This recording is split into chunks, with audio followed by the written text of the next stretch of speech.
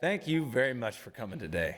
You truly are a unique audience for a TEDx talk. You are also a very unusual source of wisdom for those of us trying to become better human beings. We would love to be able to talk about each and every one of you guys today, but unfortunately, we only have time to highlight a few. Our old friend Danny is here today. When we first met Danny, he was a homeless senior citizen. Even when we tried to help him, Danny didn't make much of an effort to seek out a friendship with us. It would have been easy to write him off, but we actually took the time to get to know him. Now we know Danny as a funny gentleman who likes to go running and make jokes. He even has a girlfriend, Gretchen. Danny is now one of our most treasured friends. Our friend Jackie is here too. She is a sassy spirit, an independent soul, no doubt. At first, she was distant. She made it seem as if she didn't care if she'd ever see us again. When I actually took the time to get to know Jackie, I found out that her distrust was actually due to past trauma that she had endured. Now, I am so grateful for absolutely any amount of trust that she shows me, because it means that she values our relationship in spite of past betrayals. When I first met Roger, he would always greet me with a joyful exuberance that seemed too forward according to social norms. The enthusiastic embrace every time we were together seemed, to be honest, a little too touchy-feely. Getting to know Roger, though, I realized that his uncontrollable excitement was just due to a life of boredom. He was so grateful for any interaction beyond just watching people walk by and ignore him. Now, Roger's one that I find myself reaching out to. All of these friends come from very different walks of life. We are certainly not the same. We subconsciously set up friendship barriers by having different priorities, different intellectual strengths, and different kinds of trauma in our past. And whether we all want to admit it or not, we're all in recovery from something. And despite all of these hurdles that can block true understanding, we were actually able to become friends with others who were so different from us. We didn't try and change Jackie's attitude or tell Danny he should just give up. We simply granted them the courtesy of really seeing each of them.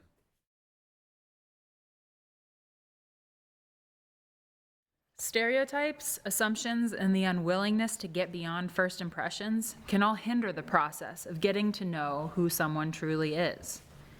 Peeling away those hindrances takes a focused effort, especially in today's society, where things such as intentional divisiveness and snap judgments run rampant.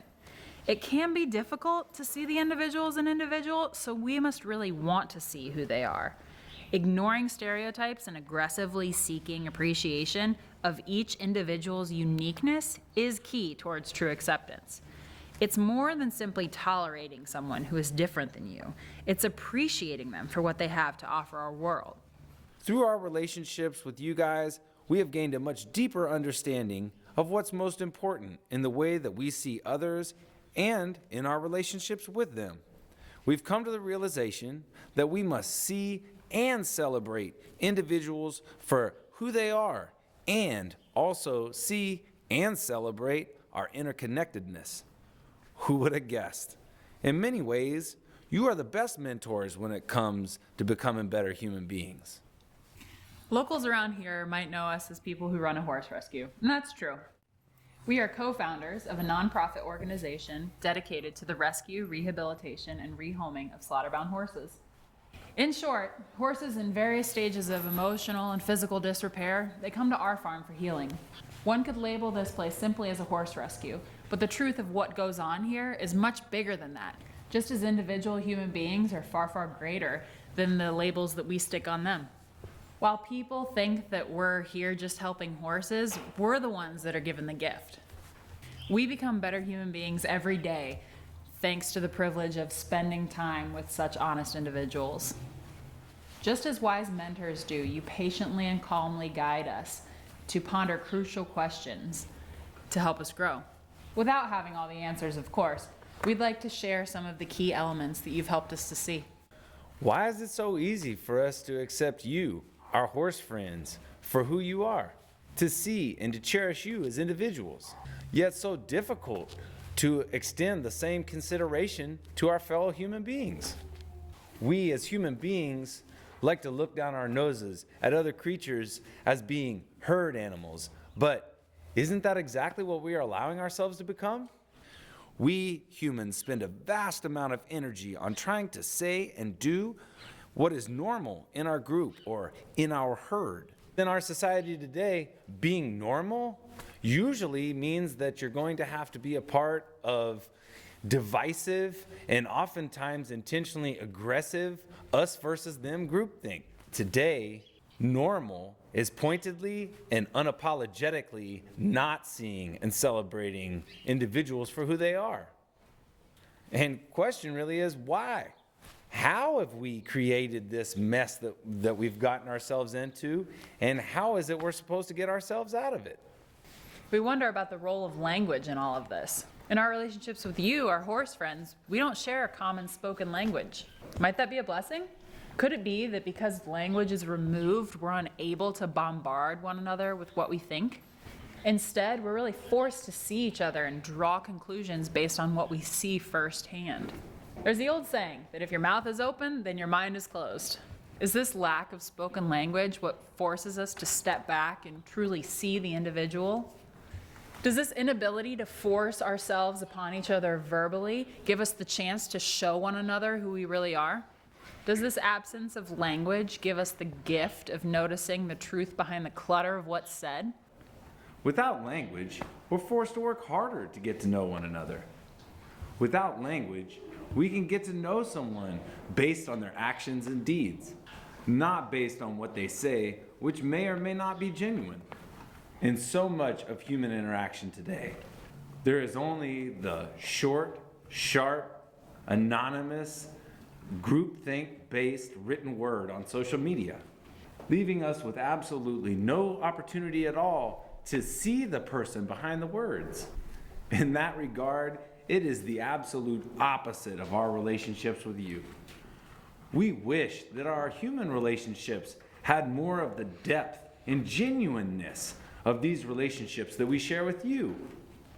You, our horse friends, have taught us to relate to one another with interested humility, not judgment or prejudice.